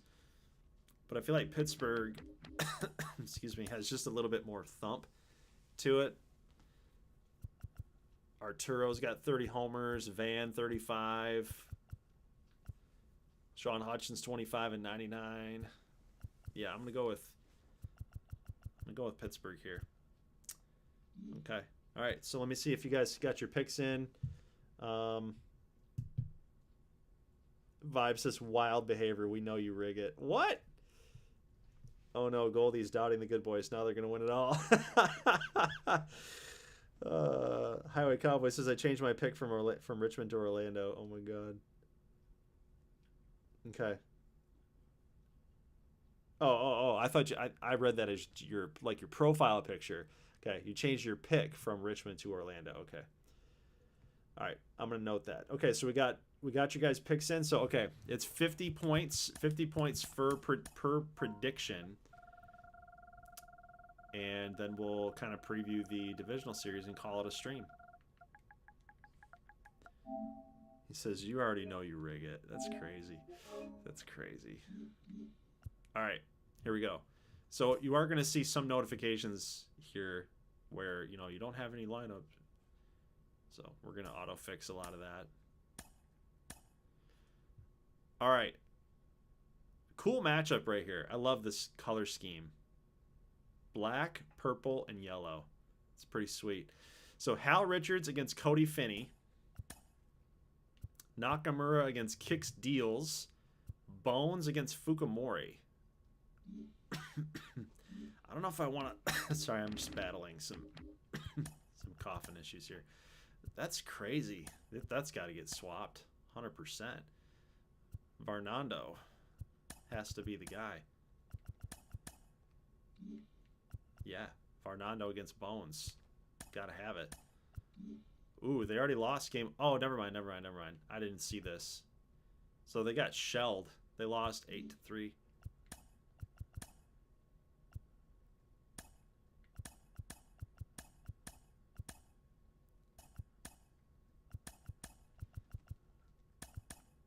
Okay.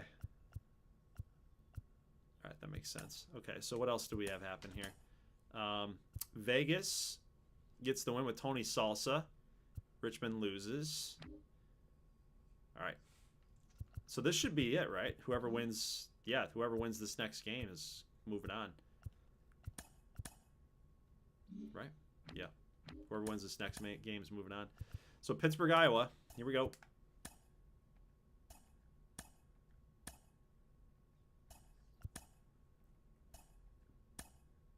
Wait, what is happening here? Okay. Pittsburgh gets the win, 4-3. Iowa tried to come back there in the 8th, but they scored all 4 runs there in the 6th. We'll go ahead and sim this one because a little anticlimactic there. So Vegas already up 1-0. Orlando up 1-0. Let's do San Diego and New Orleans. San Diego gets the win, 8-4. Two errors by the swing. Okay, so this is it. So the Nuggets have finished them off. And they won it in a walk-off. Wow. So who did it? 5 at-bats for Brody Bush. So he's the one that did it. 2 for 5 with a ribby. So he either had a single or a double to win it.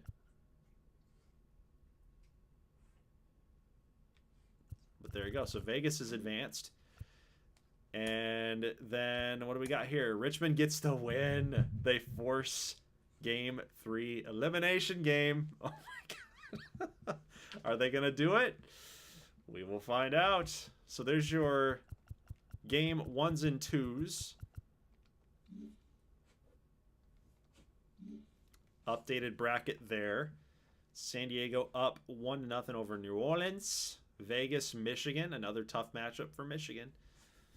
Phoenix, even as the 2 seed, Phoenix seems to get the break here. Whoever comes out of Pittsburgh and Iowa. All right. Next. Pittsburgh, Iowa. Ton Roberts against Ricky Ibar. Wait a minute. Hold on a second. Hold on just a second. Rory Ibar.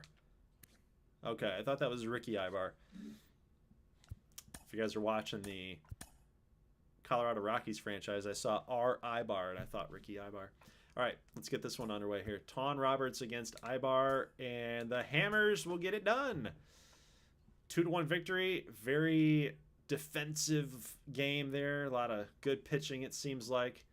But that one is finalized. And I'm going to wait for this one. We got Cesar Borgia and Van Montgomery. I'm going to go ahead and skip over to Madison against Urs. One thing I want to check here. So Grimm, yeah, okay. Grimm won that game. For Iowa, for New Orleans, I should say. Why wouldn't we have... Okay, no. Blaze Urs was the next best guy. So Griffin, yeah, Giuliani was obviously the guy there. Okay, so they're optimized. All right, let's do it. New Orleans gets a victory, 8-3. Okay, so now we've got 1-1 matchups here in the NL. AL has been decided. You got Pittsburgh, Phoenix, Vegas, and Michigan. And this one to settle it all, Orlando or Richmond. Who's going to get the dub? Richmond! No, they didn't. No, they didn't. They knock off the champs. Oh, my God. What are they doing? This is insane. This is insane. Who are these guys? Why do they continue to do it? Benny Blanco, 3 for 3. A double. Ribbies. You got Max Speed hitting a home run. You got Gavin Saples hitting a home run. I doubted the good boys. It's every time, man.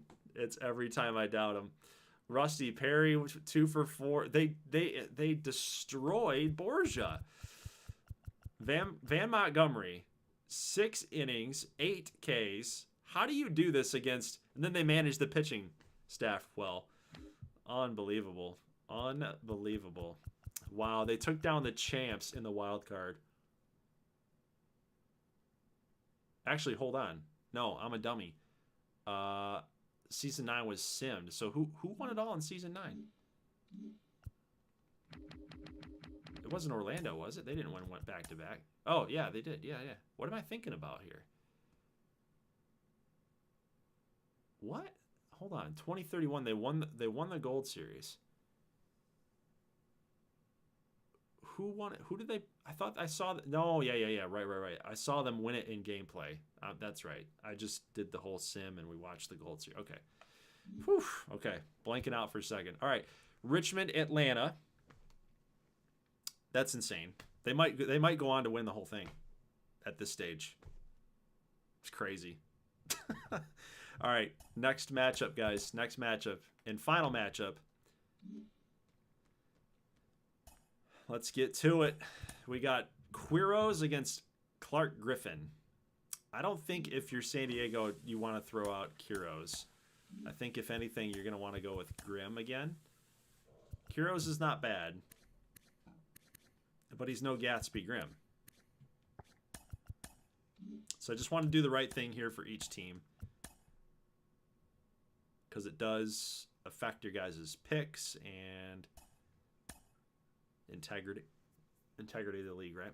So he's not even ready, not even close. 50%. You can't throw him out there. So yeah, you're kind of forced to go with Quiros. So Quiros against Clark Griffin, that's going to decide it.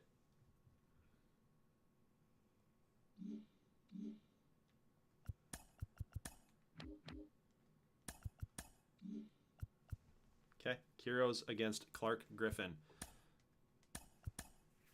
we go. All right, Gauchos have won 4-2. Kind of kept the pressure on them. Looks like 4th, 5th, blanked in the 6th, 7th, 8th. Yeah, they just couldn't stop scoring. 15 hits for San Diego, and they get it done. So Kane went off. Otto, Spoon, Jackson, Breachin, 2 for 4. Vandenboom hit a home run. Quiroz was really good, 6 1/3, 2 earned runs, and the run is over there for the Swing. Scruggs did what he could in that series, 454, but just not enough offense.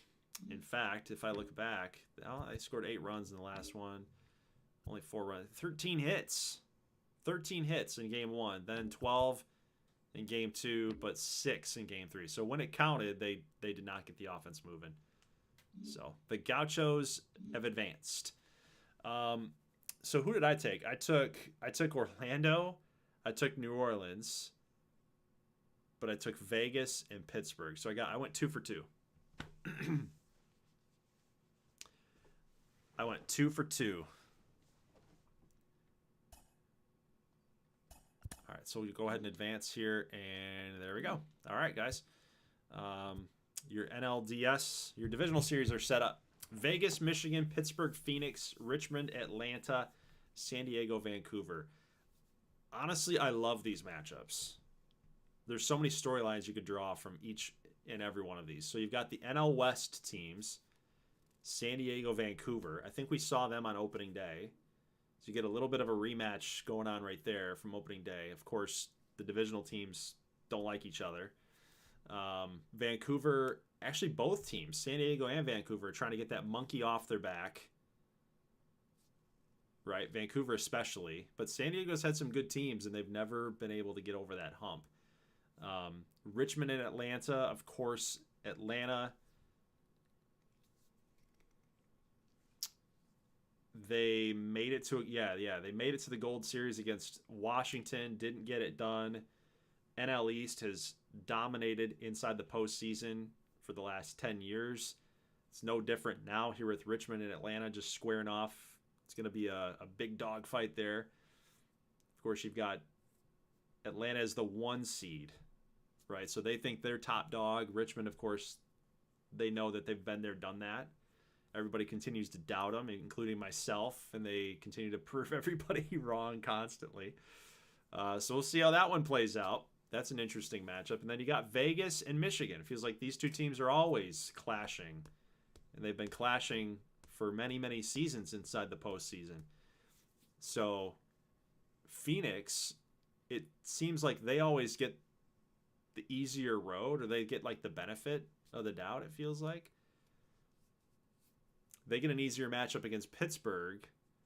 Michigan's got to always face the harder team in the DS, and they don't get the breaks. So it's just one of those deals that if you're in the locker room, you got to say, hey, you got to pull your big boy pants up, and we got to just get it done. No matter who you're playing against, like, we just have to find a way. The sucky part for Michigan is that, again, like, even if you win, even if you beat Vegas, who's a really good team, very comparable to you, you're likely going up against Phoenix. So again, you're going to have to go through Phoenix again to get to your first Gold Series in a long, long time. So those are the matchups I like to see. I love it. Pittsburgh, Phoenix. I don't really know. I think Iowa should probably not have been there. Pittsburgh looks good on paper because they got the 2-0 victory there in the wild card, but I think Phoenix is just way too strong for Pittsburgh. I'm probably going Phoenix in that one. Michigan, Vegas, that's a 50-50 toss-up. You could go any way. Vancouver, San Diego, that one's so tough because you want to go with the top seed. You want to go with the talent that Vancouver has, but they also kind of tend to drop the ball, right? When it's all lining up for them, they tend to drop the ball. But then you got Atlanta, Richmond again, in that storyline there, it could go either way. You want to go top seed, but you've also got that other team down there who says we're never out of it. So interesting storylines coming up here for the GGBL postseason, guys. Leave a like if you like this thing. Thanks for hanging out with me here tonight, and I will see you guys not on Friday night. So GGBL usually goes live on Friday night, but not this Friday night because we got 26 coming. I want to get my hands on it. I want to play and put some hours into it, start testing things for GGBL 26. Not really going to dive into player creation on Friday night on early access. I probably just want to get more of a feel for the game and feel for franchise mode itself before I get ready to get my own recordings done for the Minnesota Twins franchise that I'm doing on the main channel.